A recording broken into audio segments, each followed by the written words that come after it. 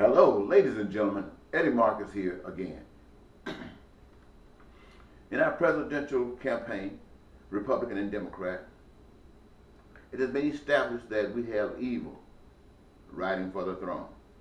And it needs your support. Really it doesn't, but to show the game, it says it needs your support.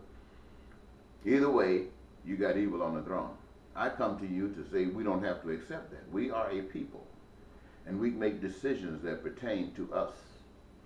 And the way to have authority in the decisions that we make is to be gentle, be compassionate, express one of the great commands that you do unto others as you would have others do unto you. And based upon that, you can go forward and nothing can be stopped that you put your hands to. So I suggest to you that we put the Creator in our leadership role. The Creator in our leadership role allows each of us to allow that love and that powerful understanding that kind of a little different in each of us, but it gives us a chance for it to grow.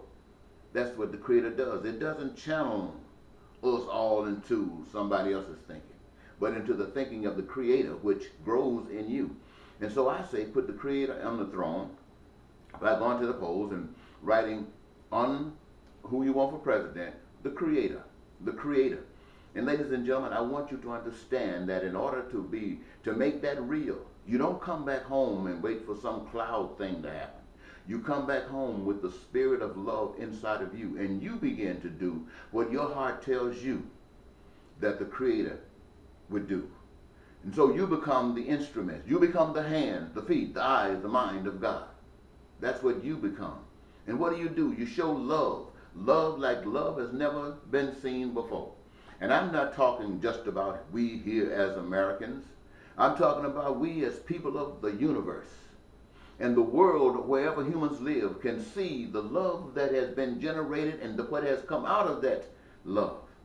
And desire it because it is the answer to every man's, every woman, every individual's desire is to have their dream come true. And basically having your dream come true means doing what you want to do. And in order to be free in doing what you want to do, keep in mind, do unto others as you'd have others do unto you. And we don't have to worry about ISIS. We don't have to have our phones tapped.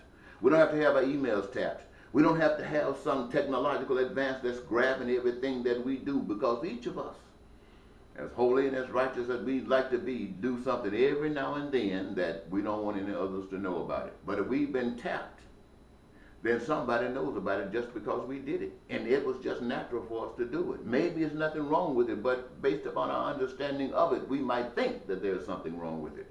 And so when we want to let love grow out of us, someone might want to stop us. And by exposing something that you didn't want known. And so because your perhaps love is not strong enough, you will acquiesce and give in to the enemy. No, ladies and gentlemen, I'm telling you, we got to rise above that. Now is the time not just to make America great, but to change the complex of the earth. Not by force, not by killing people, but by giving people reasons to live. And let the sun shine in their lives so that we all can see the glory and the magnificence of the Creator. Ladies and gentlemen, you say, why should you listen to me? You got politicians who are running for office, and they are known about their abilities to generate money. They are known by the money that comes to support them. I, my friends, have not ever received a penny. I put my being on the line because I know what I'm telling you is truth.